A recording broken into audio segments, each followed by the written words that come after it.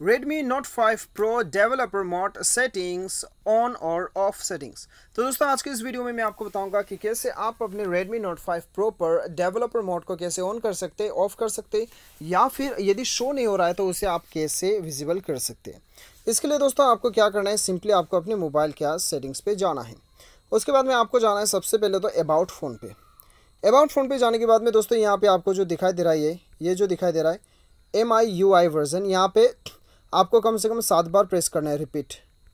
तो रिपीट 7 बार प्रेस करने के बाद में आप देख सकते हैं यहाँ पे you are already a developer. आपको यहाँ पे शो हो रहा होगा कि now you are in developer mode show होगा। तो ये दिखने के बाद में आपको बैक जाना है। बैक जाने के बाद में आपको जाना है एडिशनल सेटिंग्स पे। एकदम नीचे आना है तो आप देख सकते हैं यहाँ पे थर्ड लास्ट में डेवलपर ऑप्शन आ चुका है। अभी इसे आपको इनेबल कर देना है।